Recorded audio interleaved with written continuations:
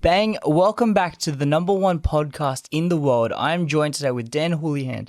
Thank you for joining me here today, brother. No worries, man. You got to watch my 17 outtakes right there. Dude, you're tongue twisting more than I do. I mean, normally it takes me about 5 takes. You've done about 9, so that's actually pretty impressive. You know what it is? I'm drinking one of these right now and it's got turmeric in it. Yeah. And it gives you like this really weird sensation in your mouth. Everything just goes like stuck. Anyways, enough about me. How about you, man? How have you been? I've been good. I'm being good. We obviously just DM'd on Instagram because we, have a fascination with podcasts, and I guess now we're here together. And I thought it would be a great idea to just meet podcast to podcast on a podcast. This is like our first time meeting and we're just recording it. Yeah. I thought it was a brilliant idea because it's just random. That's what podcasts are going to be like. So yeah, it's a really interesting space, man. I love it. Yeah. I love it. Why did you start a podcast? What was your ethos behind it? So my podcast experience came from like 10, 12 years ago. I was studying and working in radio. Mm-hmm. I studied at Petersham TAFE, and I had a teacher called Ben Starr and Brian and a few of these people that were teaching me radio.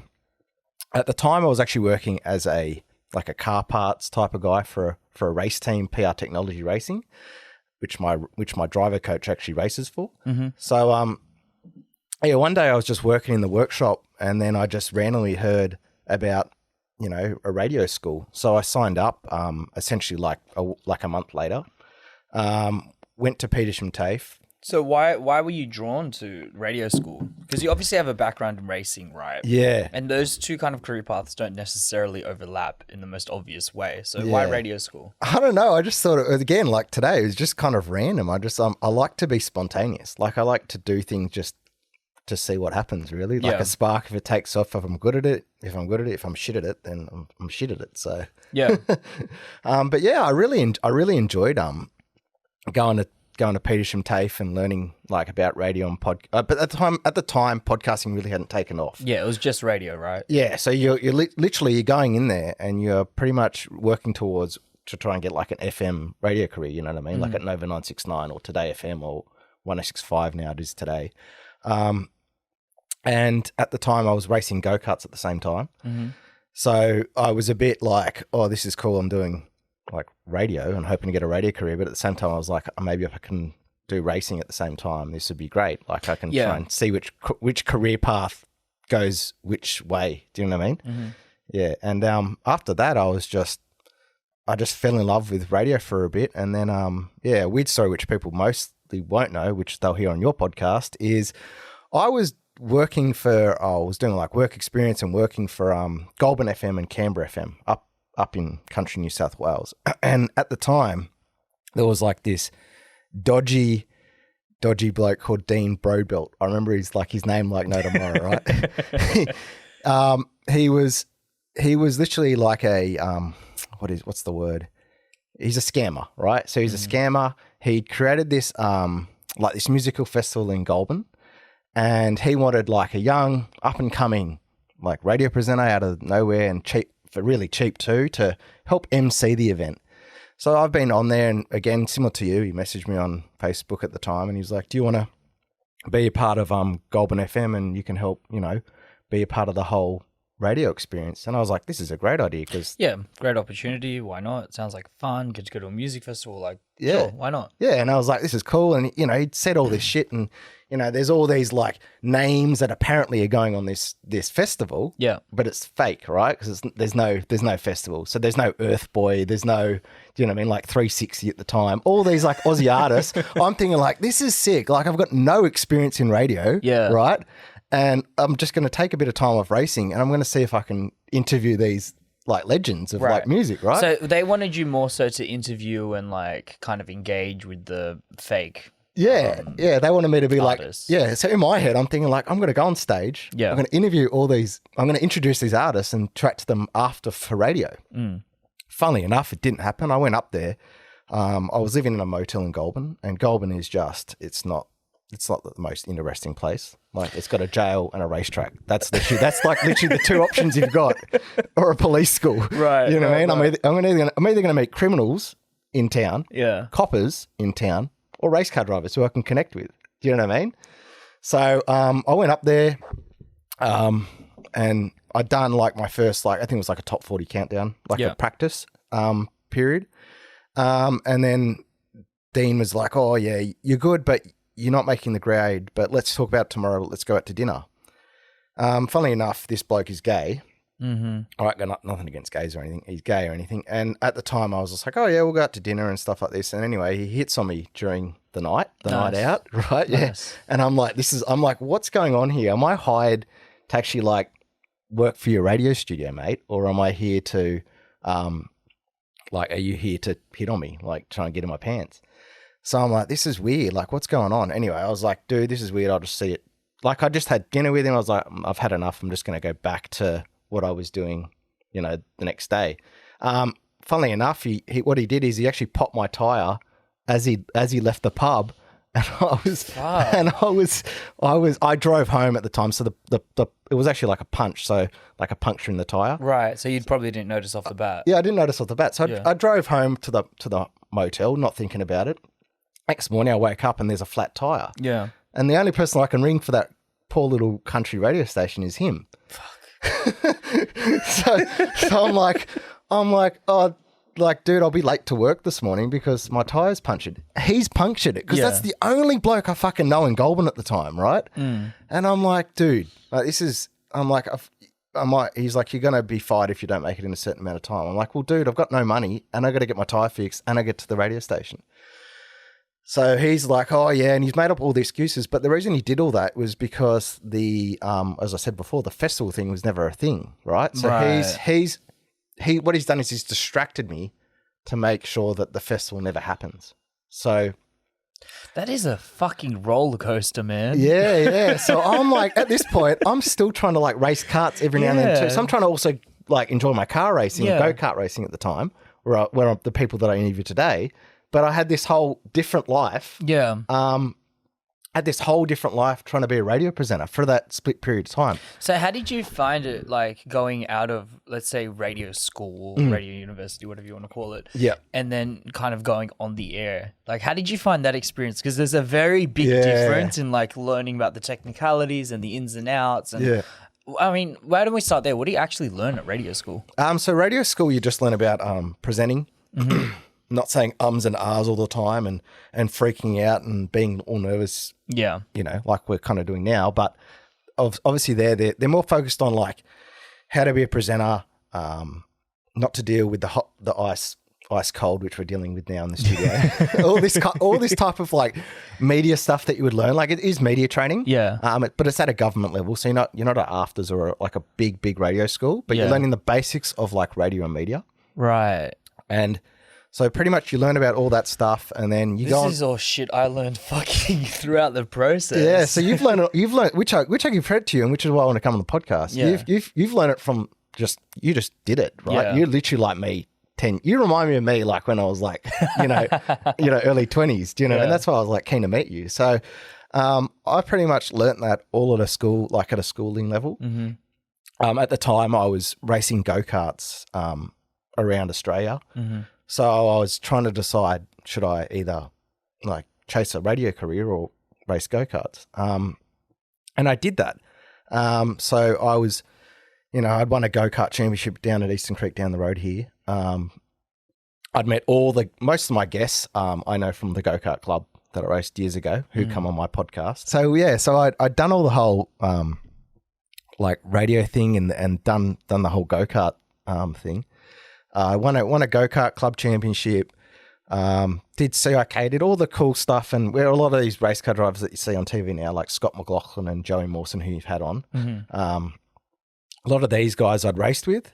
I realized to myself, like, listen, I'm good, but I'm not like elite. So I was thinking I've got to have a backup plan, and that's why I kind of chose the radio route. But the radio route was just random at the time because I was in a mechanical workshop and heard a radio school thing. So there's something about like, pursuing a career in athleticism or in any kind of sport, right? Whether that be in racing or football or rugby, there's a very almost clear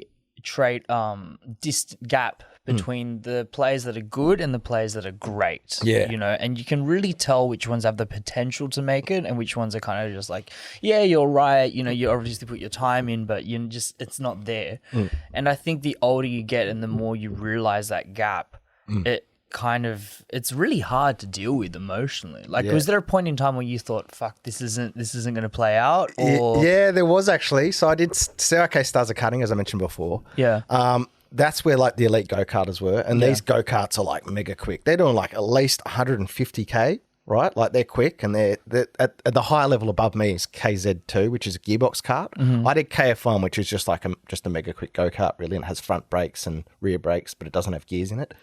At that stage, I came from Club and Light, which was just a really competitive go-kart class. Yeah. I'd honed my craft in it, and I'd liked that driving style.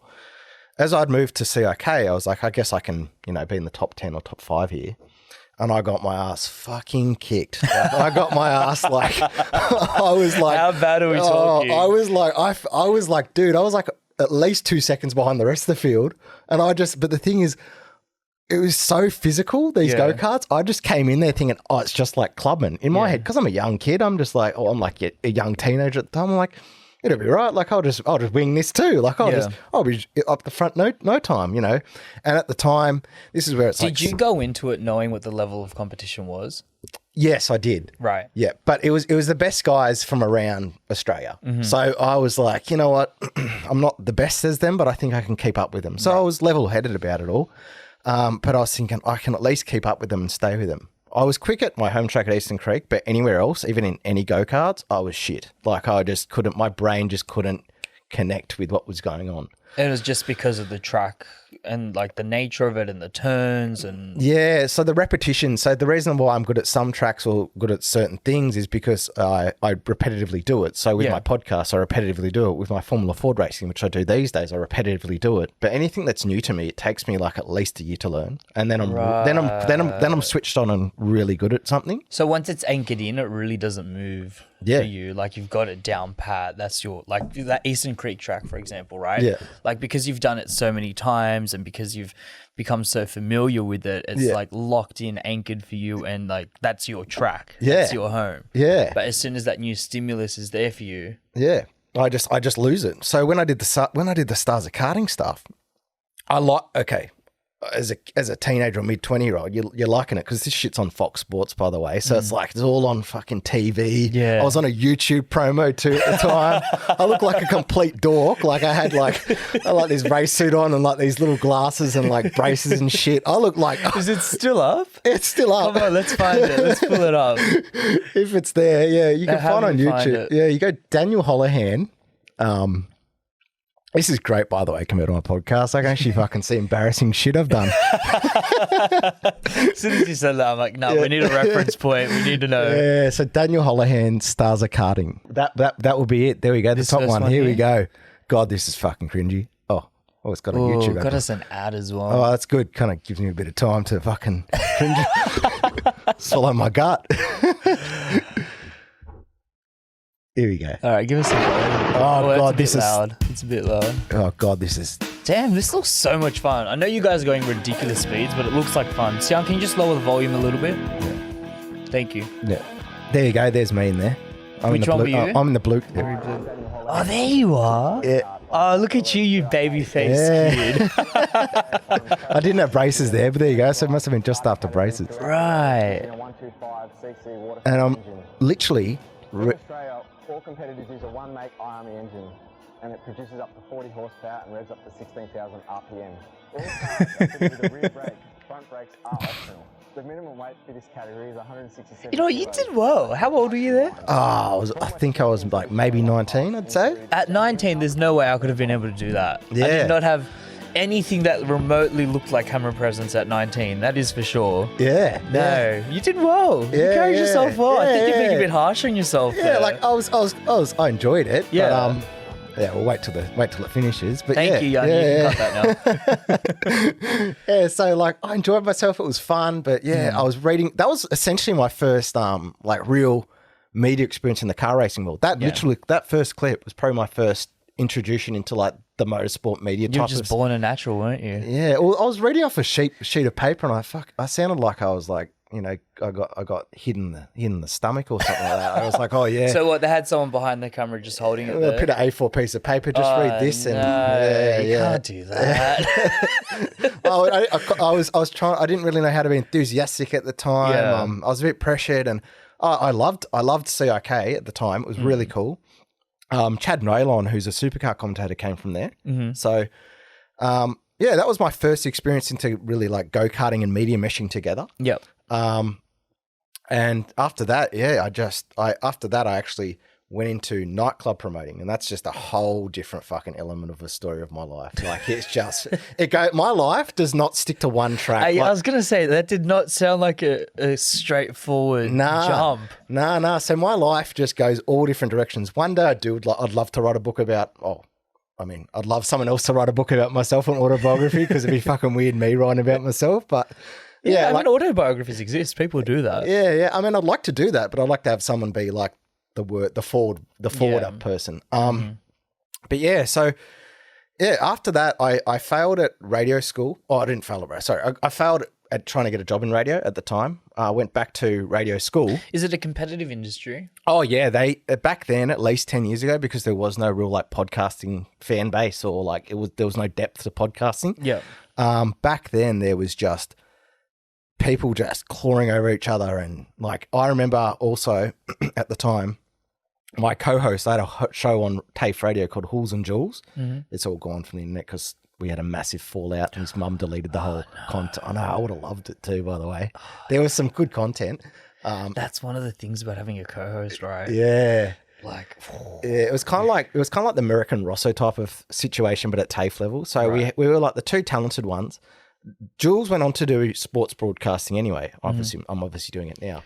So yeah. So he ended up going on to where he wanted, but during the time it was so competitive. But for him to make afters, which is like the primary school of radio school, what he did is he stole all the shit from the USB port, and then what we went into the test with is he had all the content that we'd created, and what did I have on my USB? I had fuck all.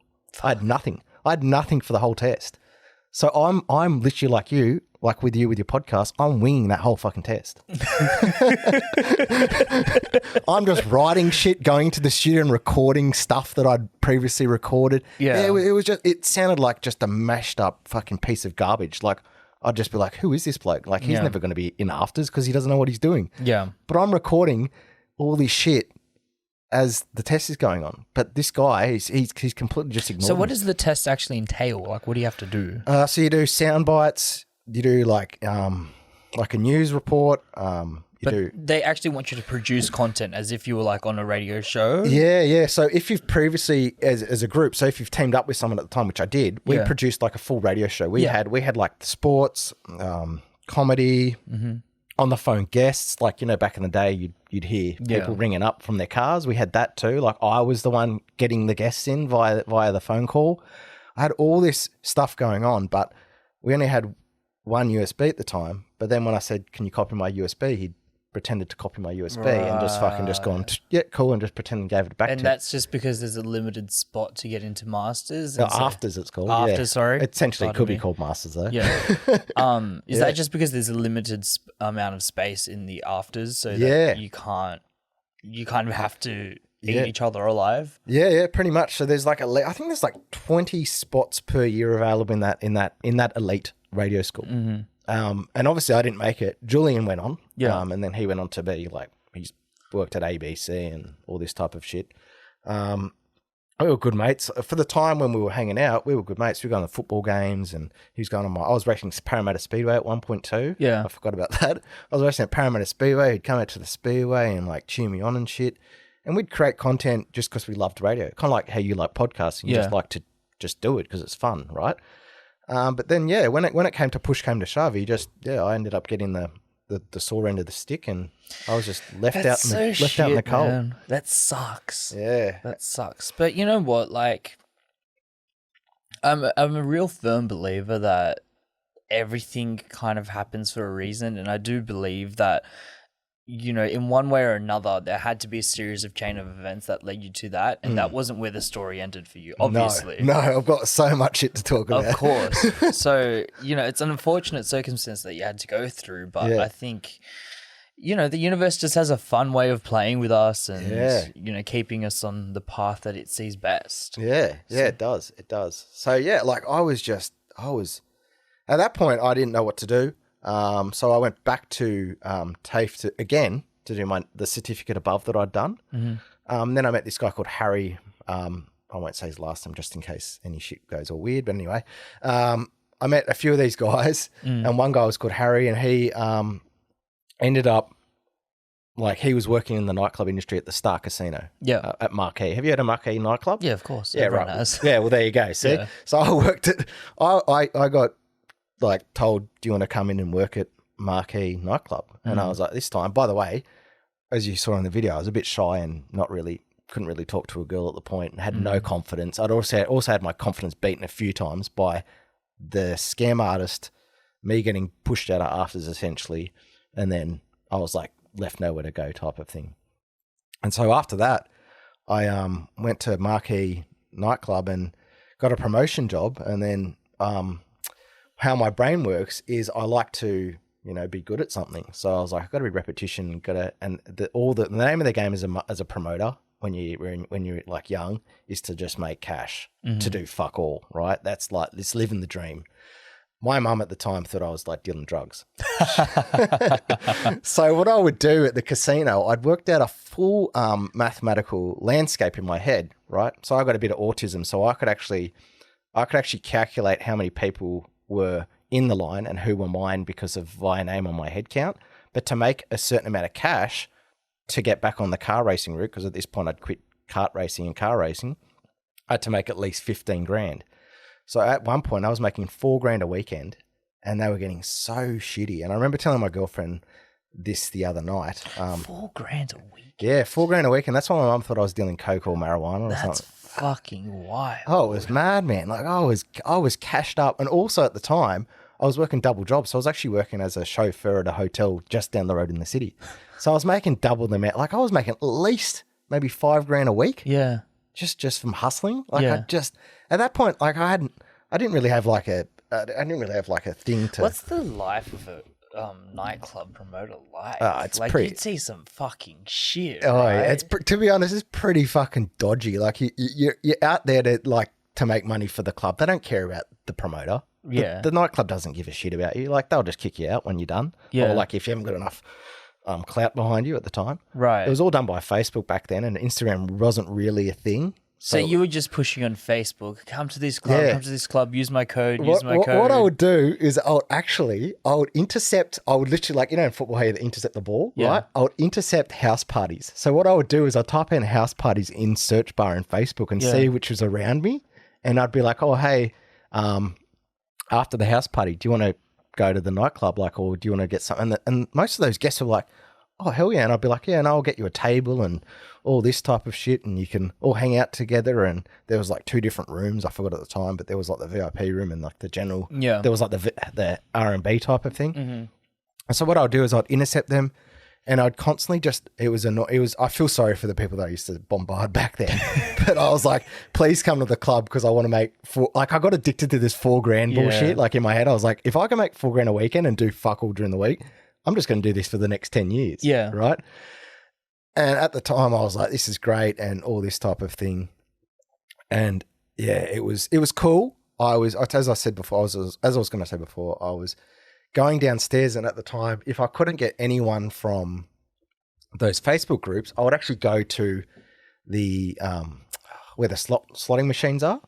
And I'd say, hey, I've got a deal for you guys. I know you love your slot machines. Literally those people will shit and piss in those same seats, right? I was going to say that is a tough crowd to sell. Yeah. So what I would do is I'd be like, all I need you to do is just go up there, and just walk back down. Because it's the casino. They didn't know. Well, they did because that's how I fucking got kicked out. Right. There are fucking cameras everywhere, you dumbass. smart ass 21-year-old thinks he's going to get away with fucking getting people from cash machines to go. So you just got them to walk in, walk out, and essentially you just take the commission on that. Yeah, that would be the head count. Right. Because that's when I would be desperate. I was like, I'll just literally I'll just sell myself to anyone in the casino and just be like, walk in, walk out. Yeah. You know? Anyway, the casino eventually brings you in and is like, Dan, like, dude, you're piling in like all these customers. Where are they coming from? Yeah. And I'm like, oh, I'm just, going on Facebook and all this shit. And then they're like, dude, like, you're fucking, getting people from other areas and that's not allowed because it's a separate business, right? Marquee. Yeah. Do you know what I mean? Like, you're fucking the casino over by doing that. Yeah, you're fucking their customers over. And I'm like, oh, fuck, this is bad. Yeah. I still managed to hang on to the job. And at the time, I'm still a massive NRL fan. Mm-hmm. So I was mates with a guy called Ethan Hughes at school. Now, Ethan his dad was Graham Hughes, and he's a football legend for the Bulldogs, and his family's a part of the whole thing. And I was like, dude, we used to hang out at school together. Do you want to hang out? And he was like, oh, and he was amazed by my social status on Facebook, like you're a nightclub promoter, and he wanted to get in on it. And so after that, I just let him into my scene, and eventually what he'd done is he'd just created this circumstance to actually take over my position because I was getting over it at the time because it was just burning me out to, just boot me, and that was it. That was pretty much the end of my nightclub days. Yeah, I think, especially at that age at like 21, 22 years old, where I'm at right now in life, is it's very tempting to get that quick buck fix to, just get cash coming in through, like you're talking about before, that notion of like, if I just make $4,000 on the weekend, I can do fuck all for the rest of the week. Yeah. And you think that's going to be great. You think it's going to be sweet, but if you're in a career path where you don't have passion or you don't have interest or you don't have something that's really driving you, like it was for you with radio presenting or with race car driving as well. Yep.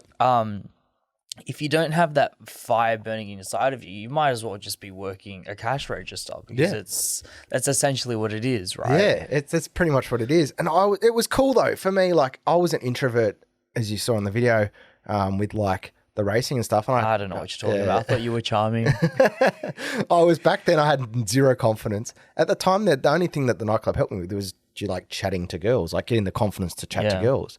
So I was like, this is sick. Like I'm getting to know girls. I bet you had a bit of game. I did by the midpoint. I had two at one stage. I remember, it sounds so fucking stingy now. I had two girls, like, because I let both of them into the nightclub and I was thinking like I was a player, like I was a 21-year-old player. Had no intention of relationship. Yeah, back you then. can get people at tables at Marquee. Everyone fucks with you. Like, oh yeah, you're everyone's best friend. Yeah, and they're exactly right. Yeah. And and I was like, I'm going to invite two of these girls. And in my head, I'm like, one's only going to turn up because that's literally like 50-50 rate. Mm-hmm. And both of them turn up. And at this point, they've both got boyfriends now and shit. Like this is 10 years on.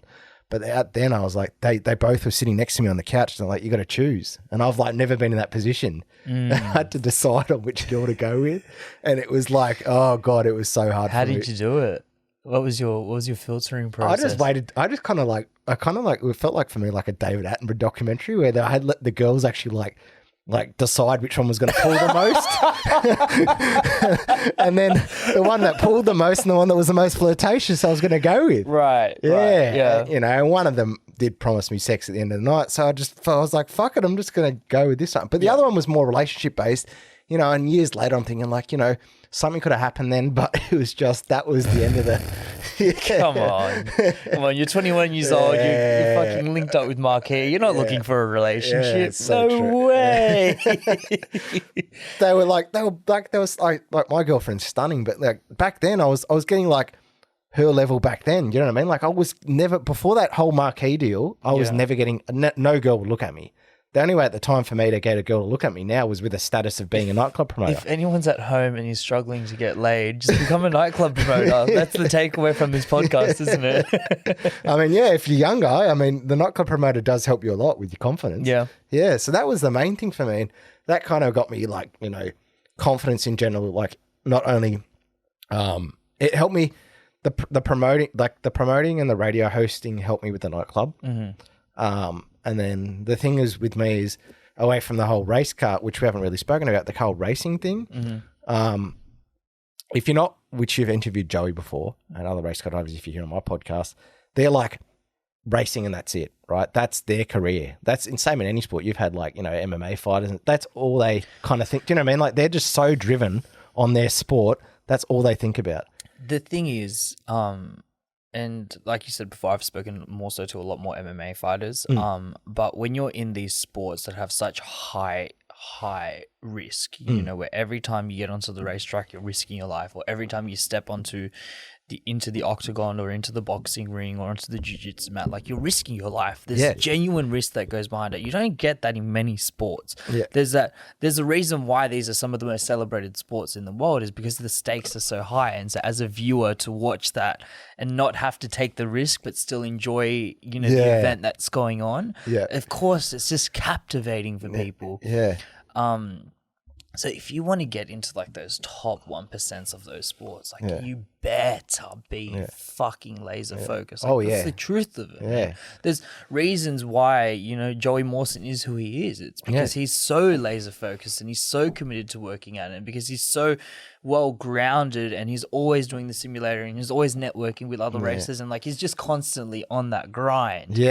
It never ends for him. And I'm sure you see that in a lot of the guys that you interview as well, right? Yeah. So a lot of the guys, as you were saying there, they're so focused on it. But you picture me back then, I'm still wanting to do racing, but I've got this whole separate life going on, right? So eventually I've stumped up the money, and my parents are like, if you can save up 15 grand, we'll put in the other 15 grand and we'll buy your Formula Ford, which I still race every now and then these days. And so my mum at the time was just astonished. She's like, fuck, you've hustled. And she goes like, I couldn't talk to you for 2 years, but you've hustled and managed to, I fucking hated your guts. Kicked you out of the house at least 3 times, but you've managed to stump up 15 grand after 2 years to go racing again. And I'm like, yeah. And they're like, all right, you can go racing and we can do Formula Ford. As I was saying before, I did a bit of speedway racing as well. I wanted to originally I wanted to have that night style life racing. So it was sprint cars at Parramatta Speedway, and I thought that's just my adrenaline type of junkie type of thing. I can do whatever I want, fucking just smash the throttle and just wing it around the track.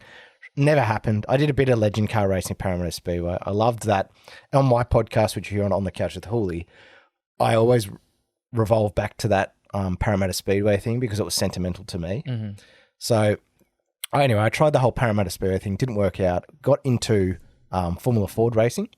Formula Ford racing is essentially the groundwork where you've got to become a supercar driver, or you're going to make a career and be that's junior development. That's where Joey didn't start there. Joey went overseas and did F4, which is very similar. I did Formula Ford, and that's where you have Jamie Whincup and all those guys on TV. They've done Formula Ford in the past. So I went in there. I went with Anglo Motorsport.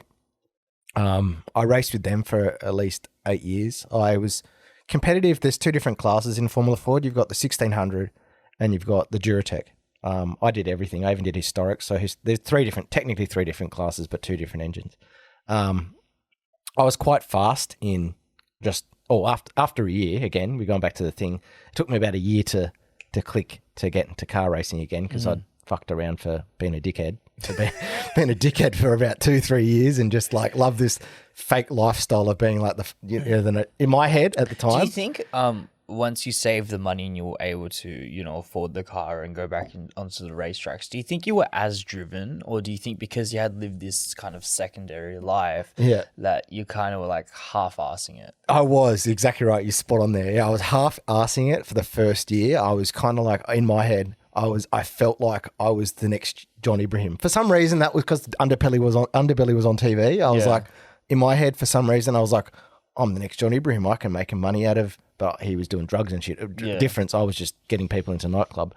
So I was a total different. Big fucking difference. Big fucking difference. I was never going to be John Ibrahim. I don't want to be him. He does his own thing. I'll do my own thing. Yeah. But in my head, I'm thinking like, I'm just like, in my head, I'm the shit. I'm the shit. I'm a white scrawny gangster. Like, you bring any MMA fighter in here, I'll fucking like run out of the room. Like I can't fight for shit. Like I tried Muay Thai and my legs were like unco and. Oh, you did Muay Thai? Yeah. Oh God, I sucked at it. Jesus Christ. Like my girlfriend loves it and she's quite good at it. She's recently given a break from it. But I gave it a brutal sport. Oh yeah, man. Like, Brutal. yeah, my legs though. See, I've got flat feet and my legs don't like properly like go in. Like even you can see maybe on the screen, right? They're not really flexible. So like when I'm kicking, my body would just be like a seesaw, would just fucking tip over.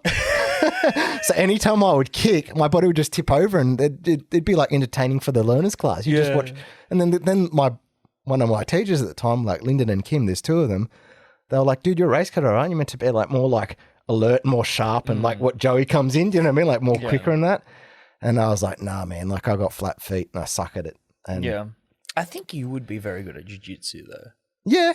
No, I mean, I'll give it a go. You're long. You've got like reach, and you can like easily slide your arm under people's throats. I think you'd be very good at jiu-jitsu. Well, I like hugging my girlfriend, so I guess I can chat to her later today and see if I can give that sport a go. Yeah. So It was a bit of a tangent there. So where were we? Yeah. You were. I was going back into racing, and I thought I was Johnny Ibrahim. Like You I thought you were Johnny Ibrahim, and you thought like you were the shit. I thought I was the shit.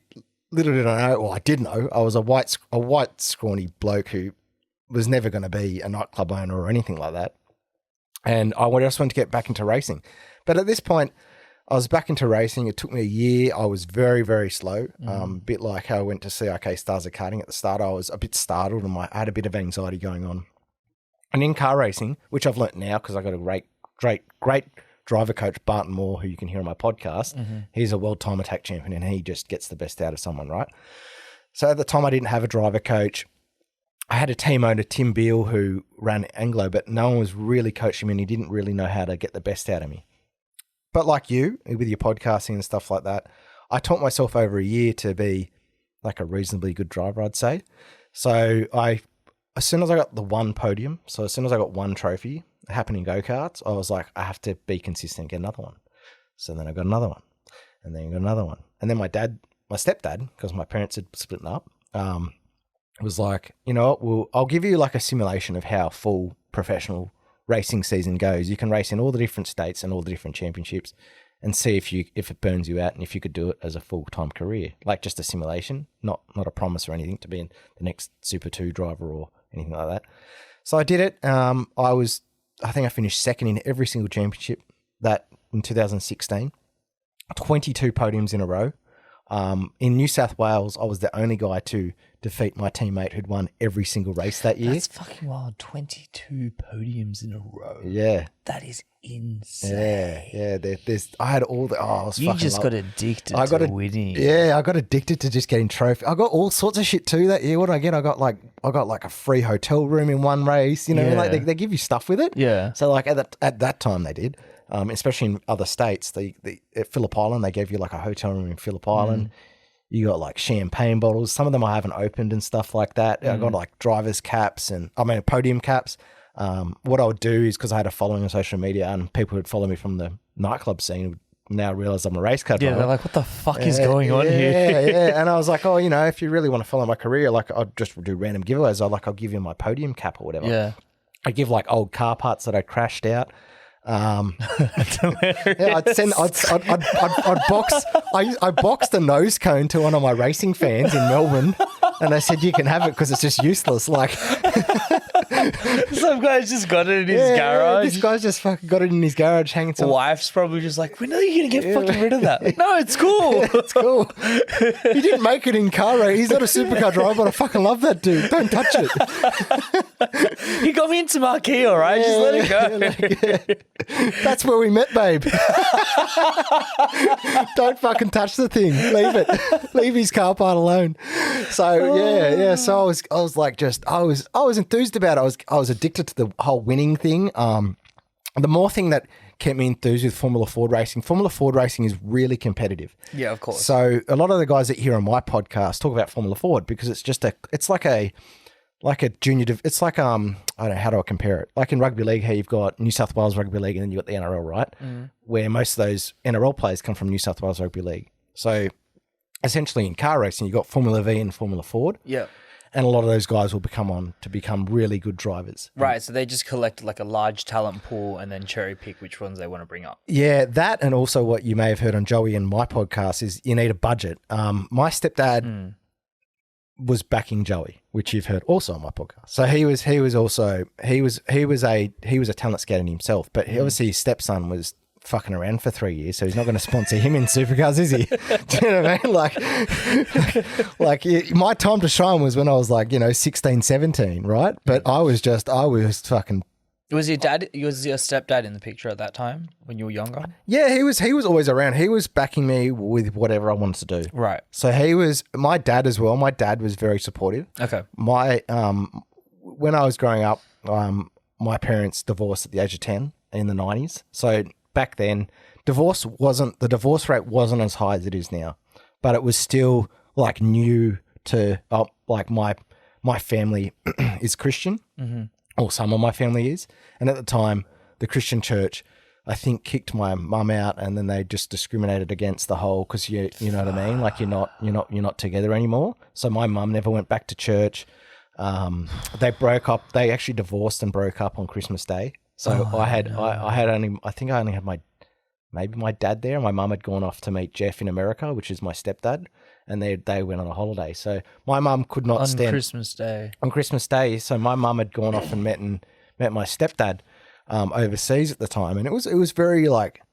such a strange experience for 10 years old, right? Like you'd probably be more confused than anything. Yeah. Yeah. So having, as I said before, having autism and trying to... because I'm not... Obviously, I've learned from Nightclub promoting and podcasting how people... their feelings and personalities. I was not very, I couldn't see what was going on in front of me, like in terms of body language. So my dad was trying to make ends meet, trying to keep the household alive, and saying like, your mum will be back eventually. And, I remember one day waking up and seeing, my mum in another room and my dad in another, and that was it. Like that was just, it was disappointing because I was like, and my mum eventually popped out because I did love cars back then, just liked cars, that, she's dating a race car driver and, here's a poster of him like at the time, like, cause I was watching Bathurst as a kid back then and Jeff was racing Porsche Cup. And yeah, so I eventually met him, later on. My little brother had met him first and then I met him later. My dad was quite protective of me and he still is today. Like he understands like my autism and the way I think. And like a lot of the stuff when I was younger on social media, I was obviously with the nightclub thing. And when I was younger, it was past experiences which made me, I guess, come off either egotistical or a bit of a dickhead when I was younger, because I had a lot of past trauma with my parents divorcing and I didn't know how to handle that. So me doing, I guess, random sporadic things comes from that, like coming to the podcast today. Instead of meeting over a coffee, I was like, fuck, we'll just go for a podcast. Yeah. You know what I mean? So that type of thing was, very like different for me. So my stepdad took me in. I've got 3 lovely like stepsisters. They're fantastic. Like they've always had my back and stuff, and my brother's back. We're like a Brady bunch. We all go our different ways. My oldest stepsister, Edwina, is working for the Red Cross in Europe. So she actually helps war zones. My oldest stepsister. My middle one, Camilla, she has a son and she lives in Brisbane. And she's just a single mum with a son. And then I've got my youngest stepsister, who is my age. And she's married and she's got a new baby now and she's got the whole family life. And then you've got me and my brother who just got girlfriends, and now my mum's, she's hinted more so to my brother, is there ever going to be kids? But I think the thing for me and my brother is, growing up, we didn't know which way to, like, we didn't really know how to develop relationships with girls because it was so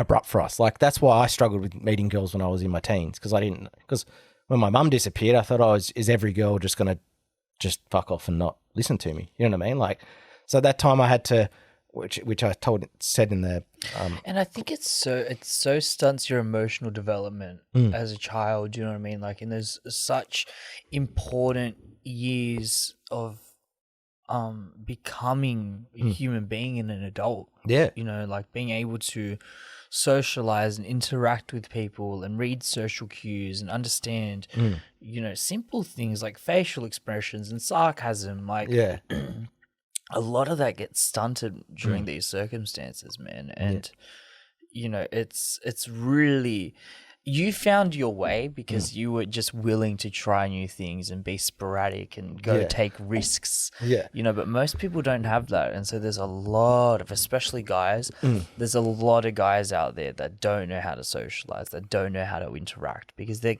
constantly have this internal dialogue of doubt. They constantly have this internal dialogue of like, oh, but what if she rejects me? What if she rejects me? And it's just faint, you know, but it's there, and it's enough to stop people from really going out there and experiencing. It doesn't necessarily have to be with girls. I'm just using girls as the example right now, right? And I think the real answer to that is, you know, something like you did, like take risks, take chances, do something new, start up at the gym, like exercise, man. Exercise is so important for increasing your confidence, because it's not even about the way you physically look. It's the discipline and that desire to hold yourself accountable to something that's difficult. I'm sure there were plenty of times in racing or nightclub promoting or radio school where you just wanted to give up, where you wanted to quit, but you held yourself accountable to those standards. And I think the more people do that, and the more people realize that there's real freedom and power in accomplishing and sticking through difficult things. You know, like there's something that you just grow from that internally. And then suddenly the prospect of meeting someone new or taking a chance or starting up a conversation with a random person seems so much less daunting, because you've already accomplished that difficult thing. And if you can stay disciplined and consistent with it, I mean, fuck, the sky's the limit. So that's, I've had, as you said, 3 career trajectories, and I suffered with you know, with social interaction at the time. So a lot of that stuff, it, like, I love my parents today, and if they do listen, hopefully they will. It's not on my podcast, so listen to Luca's podcast. Please, Mum. Please, Mum, Jeff and Dad, I'm praying to you. Listen to this one now. So like they're amazing parents. I can't thank, especially like Jeff, who is not even like my blood dad, who's even backed me regardless of what I've done, and my mum's just passionate no matter what. And my dad obviously went a different way, but he's ever since the podcast thing and the radio thing, he's always said that's your thing. Like he's the always one that said to me, and same with Jeff in a way, in his own way, has said, you know, I think the radio career thing is your goal. If you stick by that, you'll eventually get a career in it. And that's kind of what's happened now. Like my podcast has taken off in its own way. And I thought, you know, coming onto your podcast today, I thought, shit, I just may as well tell my own story. And I think the podcast space is so interesting, and you can probably attest to this more because you've got more experience in the traditional radio format, right? Hang on, I don't want to lose our train of thought from before though. So you're saying that your dad, or your stepdad rather, backed Joey Mawson, is that right? That's actually a good segue there. So Jeff has always been passionate about car racing. He's done his own as I said, I think he was a 4-time Porsche Cup champion back in the day. He was dominant. He was also a very savvy businessman. I kind of got my hustle thing from him because he was an entrepreneur. So when your parents split up, you look towards the person that's there, the role model, and who's why. I'd ask my mum, why is Jeff not there? And mum's like, oh, he's always at business meetings, and every time I'd see him as a youngster, he'd be on the big freaking Nokia 9410, you know what I mean, like the old school phones, and chatting on and I was like, oh, he's hustling so in my brain, having a bit of autism, I'm like, I've just got to hustle to make life work for me, right? So I was hustling, and he would actually back race car drivers or go-karters even in a thing called Cam's Rising Star. So he backed Joey, Christian Lindbaum, there was Josh Scott, all these guys that I'm going to interview on my podcast eventually. Scott Pye was in supercars. There's a few people who are in supercars today. Jack LeBrock also in supercars. He would help fund their career at the start because you don't make anything in Formula Ford or anything. That is so fucking important for race car drivers. I remember learning this while I was with Joey, like just the overhead and expenses that goes into, you know, setting out a race or doing a test run. Like we're talking tens of thousands of hundreds of thousands, obviously depending on the level rate, up to millions of dollars that costs, you know, and these drivers can't come up with that. You know, they're just making ends meet. So to have sponsors come in and support young early careers is so fucking important, man. So important. Yeah. So Jeff, my stepdad, was full into he is just passionate about car racing. Yeah. And I can't blame him because he loved cars and I liked cars. But I would even help talents. I actually told him one of my other podcasts, just to one of my other guests, that Joey got picked up because Jeff was watching me race Joey in the same race. Right. And Joey actually got scouted by Jeff and said, "Who's that kid who came from last to first in the rain?" Right?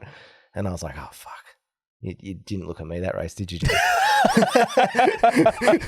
Come in the pit. I was like, "Did you see how I went, Jeff? I came ninth, right?" And then Jeff's like, "Yeah, that's great, but the bloke came from last and won. Who's he?" I'm like, "Oh, this is fucking great. I'm not going to make a career." You know what the problem is? Joey's such a nice guy. He's such a respectable guy that you want to be mad at him, but you can't. Yeah. Because he's just like so humble. Yeah. And so Joey got scouted to go race karts in Europe, which he would have said on your podcast. And even on my podcast. So he went that way, and Jeff built a thing called the Podium Group and backed guys, especially Joey Mawson, to try and make a career. Jeff's goal was actually to get Joey in Formula One. He was trying to be an independent backer.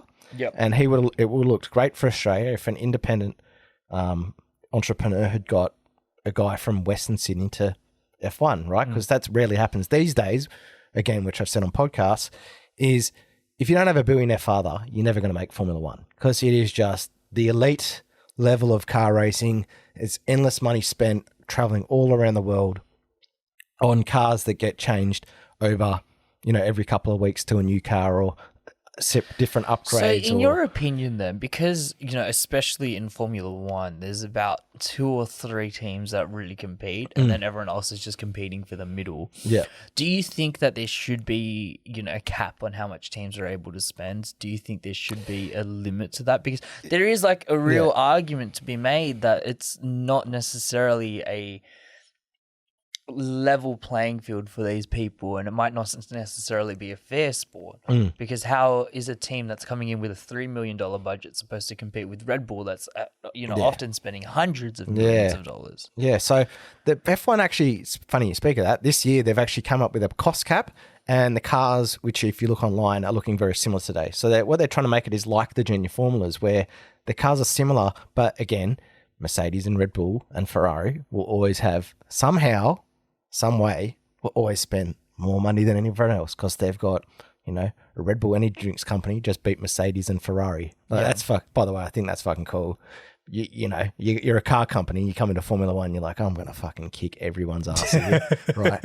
And this fucking little energy drink company from Thailand turned into Switzerland. Yeah. Just manages to fund and has produced endless world champions in racing, right? And that back then, I remember back when I was racing, Red Bull was they had like the Red Bull. There was like a Red Bull Kart Stars or something.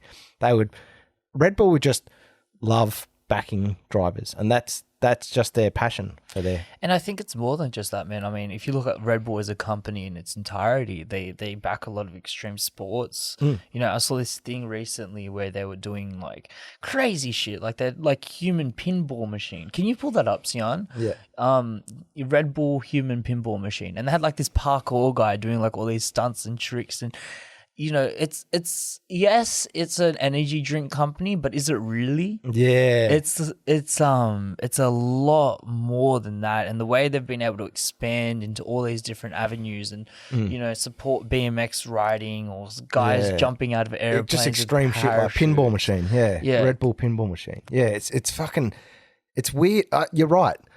Are they wanting to sell energy drinks, or are they just wanting to sell extreme? This is it. The first one there. This is crazy.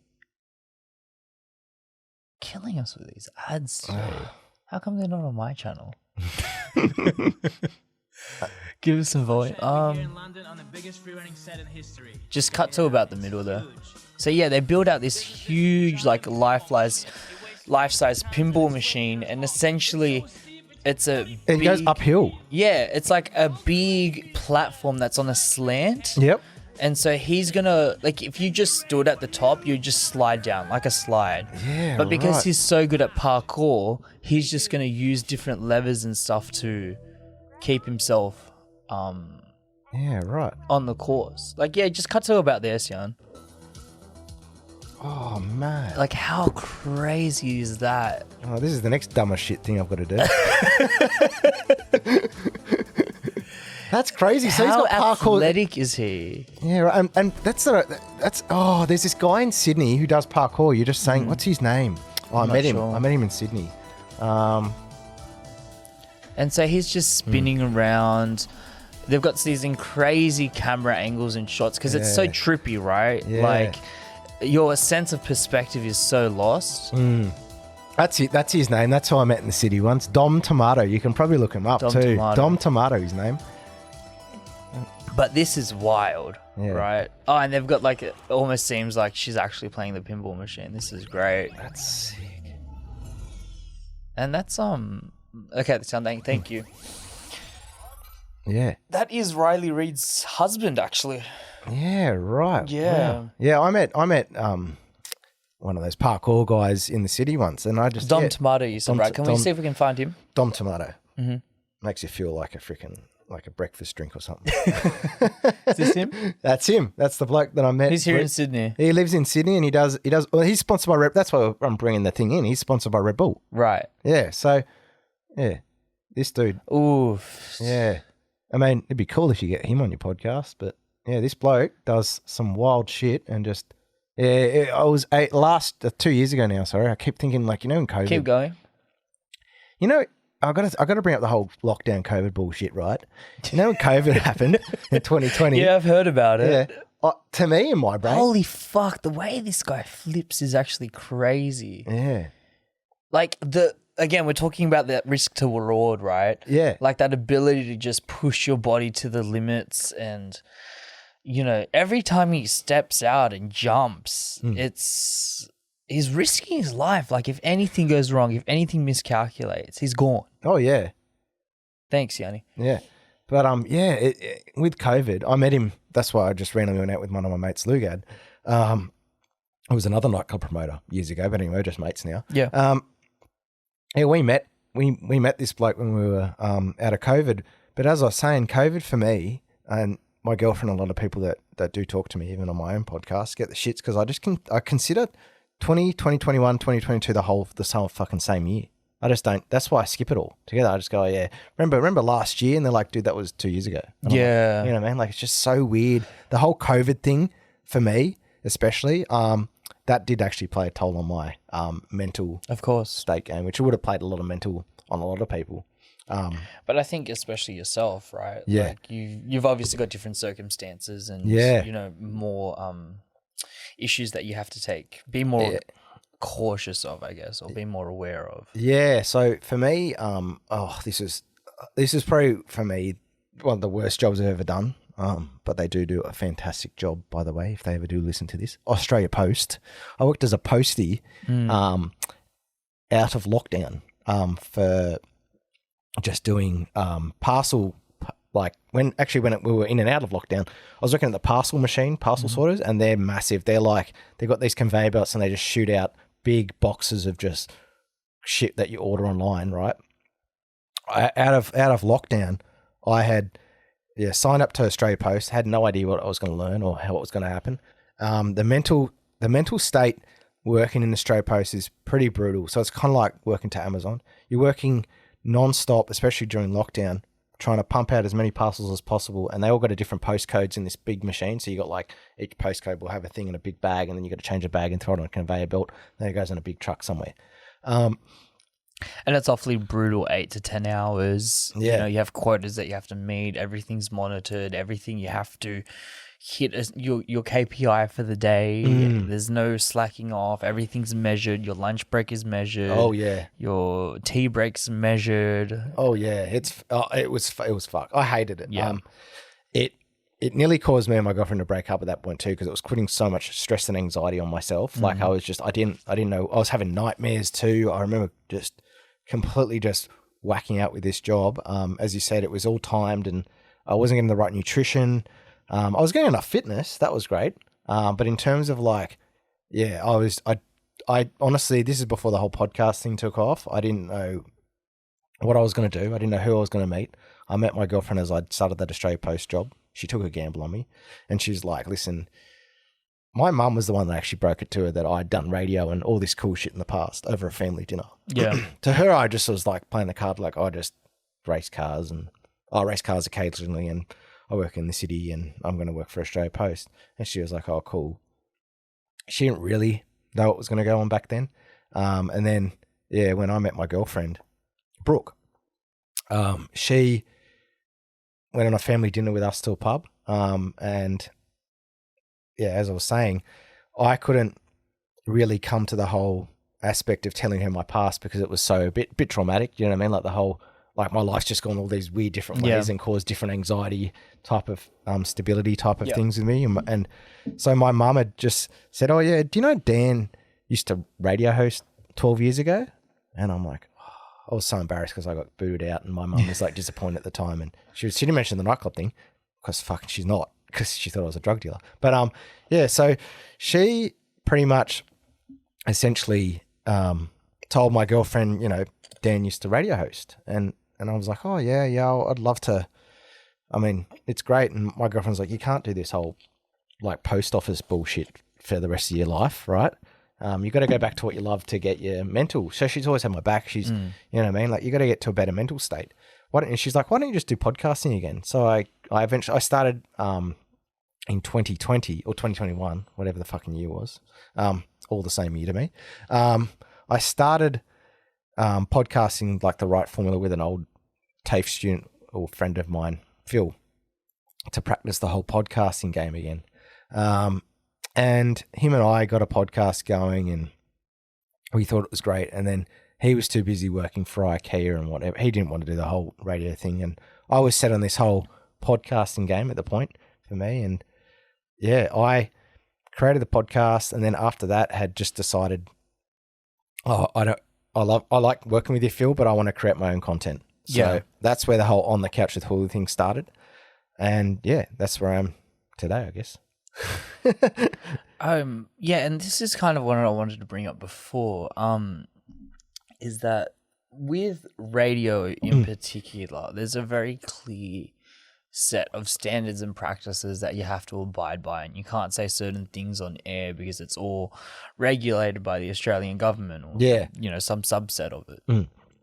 But because podcasting is purely distributed on the internet, there are no boundaries. There are no limits. No. You know, I mean, you can go on there and say whatever the fuck you like.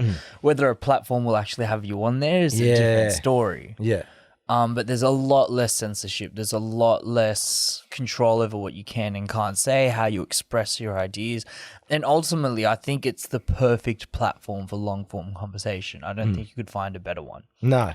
I think for me and what we're doing now is it's better for the general Joe Blow, which you would have listened to as well. They like to turn on our podcasts and listen to it going to work or leaving work. Do you know what I mean? Like it's just a perfect thing to just pause it and come back, where radio just keeps going all day, right? With us, they can listen to us anytime they want. It'll pause. Playback, rewind, change episodes. Yeah. You know, it's like I worked a factory gig as well. I'm not going to name them because they're idiots. Yeah.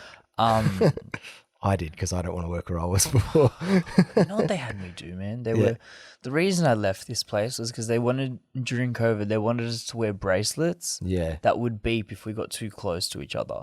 No way. I swear to God. Oh, and I said, that's go fucked. Fuck yourselves. I'm not wearing a dog 100%. collar. Yeah. I'm not wearing a dog collar. Yeah. Wow. And that was it. That's fucked. See, that's why I don't like if people, I think now is the great resurgence of people leaving their jobs because of 2020, because they realize they can work from home or do their own thing like what we're doing, be entrepreneurs, right? I think if those companies listen to like podcasts like this, if they treat just general human beings with a bit more respect and don't put a dog collar on us or a number. You know what the problem is, man? We're talking about huge companies like Australia Post, for example, that just have shareholders to answer to at the end of the day, and they have to get a certain amount of boxes delivered by a certain amount of time because there's too much money on the line. So in their eyes, we are replaceable. We are, changeable you know, it doesn't matter if it's me doing the job or you doing the job. All that matters is our output. And there's no relationship. There's just levels of management. That's it. But management don't even give a fuck about you because there's too many people. Yeah. It's too big a job. And then something that happens to companies as they scale bigger and bigger and bigger and, you know, do what they're supposed to do, which is draw in more money, is it really loses its soul, it loses its identity. And that's why they invest so much money on the marketing and the branding, because that's where they can show that they have a soul and show that, oh, look what we're doing over here. We're being ethical. Oh, you know, over there, we're not going to back Joe Rogan because Joe Rogan said the N-word and he's spreading misinformation and we do not stand for that. Meanwhile, the exact same company is putting dog collars on their fucking staff. Yeah, exactly right. You know, like it's the perfect hypocrisy. It's social posing. It's social, it's just portraying an image, but not reflecting that, like in the way that you treat your staff. And there are brilliant companies out there that treat their staff very well. Yeah.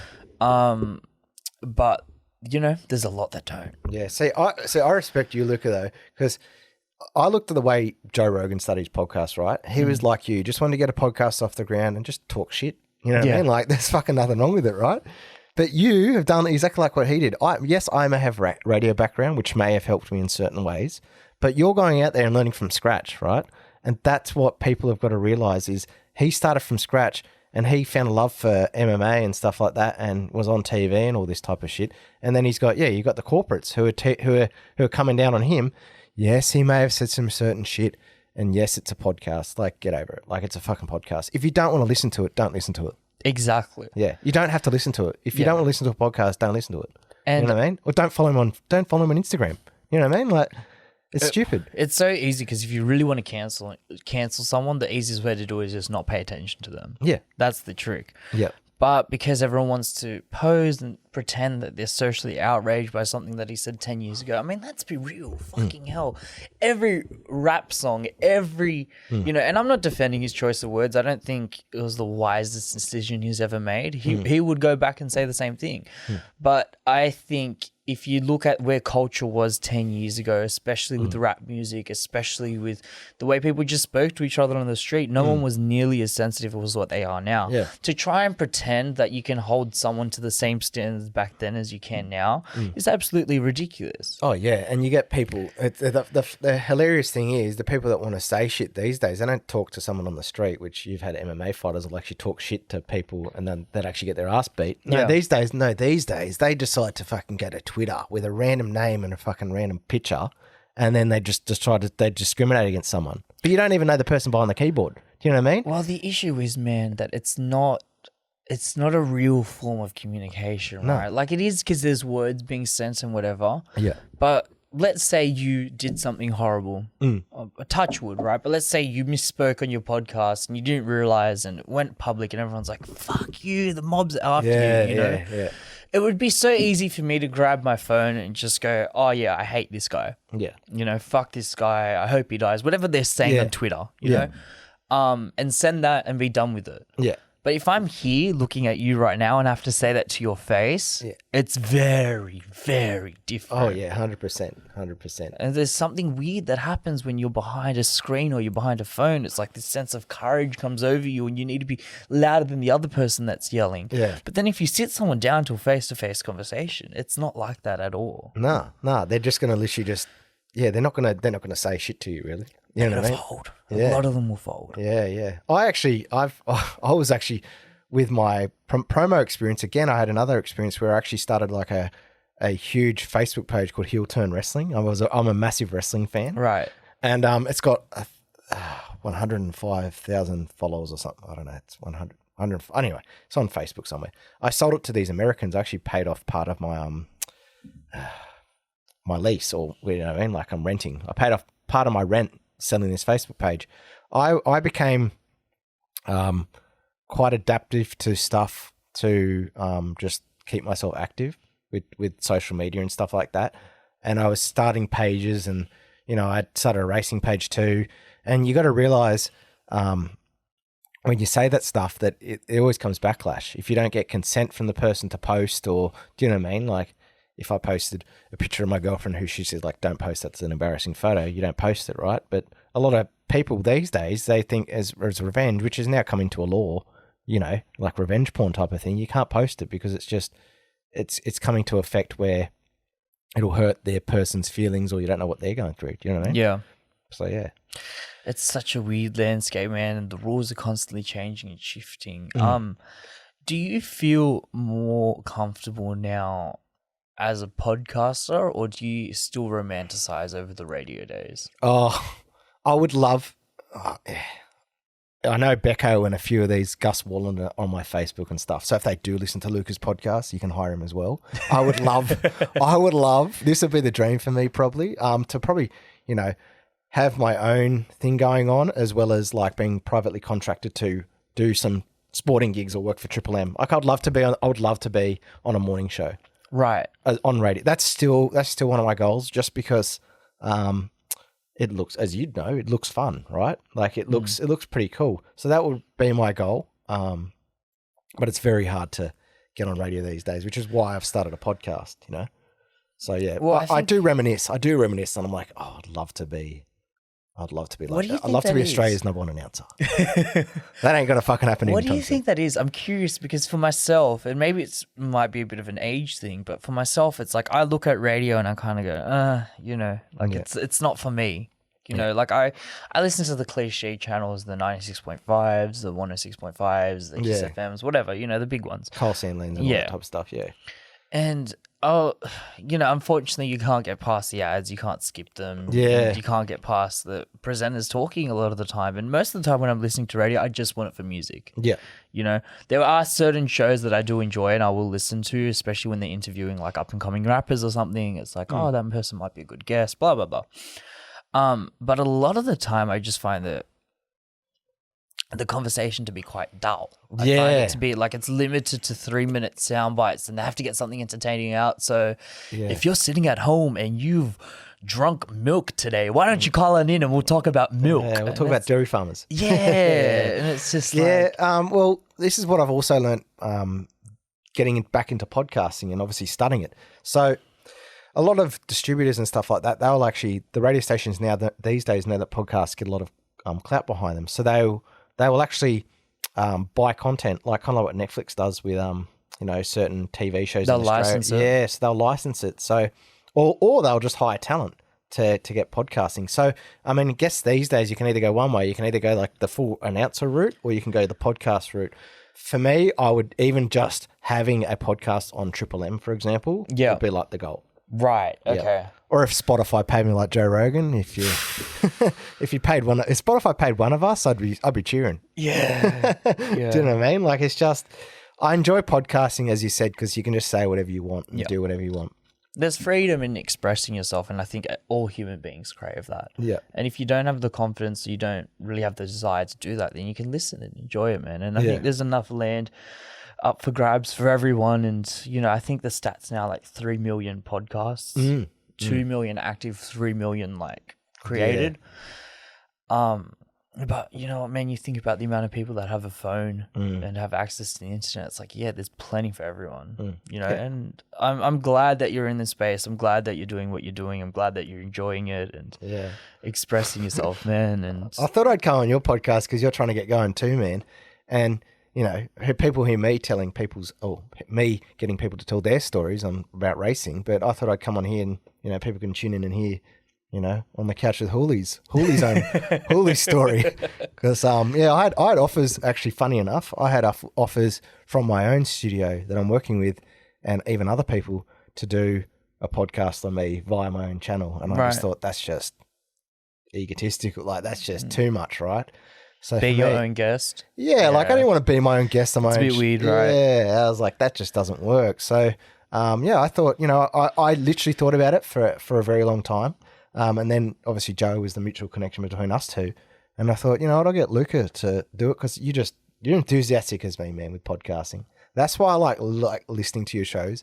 And no matter how this podcast turns out with me, like it's just the way you don't have as much experience as me, but you create a lot of like good vibes. And that's why I think people should come on here and listen. You know what I mean? And those are very kind words. Thank you. Yeah. One last question. Yep. Before we wrap this up. Dream guest. Oh, a dream guest. Dream guest. Oh. Everyone's got one. Well, for me on my podcast, I do like the racing aspect, but I do want to do what you do. I actually want to interview athletes, just general athletes across the board. So for me, it would either be someone like a Lewis Hamilton, because he's just had such an interesting life. But also there's that aspect, but also for dream guests for me is just actually keeping my show rolling. Honestly, if I could get paid to talk to everyone every day, like Joe Rogan, that's my dream guest. So like literally any race car drivers that do listen to this podcast and don't think they're good enough to make my podcast, just come on my show, man. Like, I'm not scary. Yeah. I won't bite you. That is such an honest answer. It's like, I'm just thinking about the next episode, man. I've had other guests going like, I'm not good enough to make your podcast. Honestly, man, as you know, being a podcaster yourself, it's not about a necessary career. It's about a life story. Exactly. Right? Yeah. So people have learned about me. Do you know what I mean? Like, come on and just tell your life story on my podcast. If you want to come on my podcast or your podcast, just do it. It's quality of conversation, not quality of guest. 100%. Totally agree. Dan, thank you very much for today. Yep. It's been a fucking pleasure. Let people know where to find you. That's your camera right there. Yep. Go on OTC Hooli, or my own thing is Dan Holihan 41. That's my other Instagram. And that is on Instagram, yep. Yeah, Instagram. So at Dan Holihan 41 or OTC Hooli. OTC Hooli is my show page, and that one's my fancy race page. But yeah, you can find me at either or, and you can just, DM me if you want. And yeah, I'm up for a chat on podcasting, like I love it. Beautiful. Yeah. So thanks for coming. I'm cheering for coming on, and it's weird being on the other side, and I'm absolutely stoked before we go that I didn't actually fucking get like a blanket to cover me, because it is fucking cold in this studio, bro. You muscled through like a real champion. All right, guys, that's it.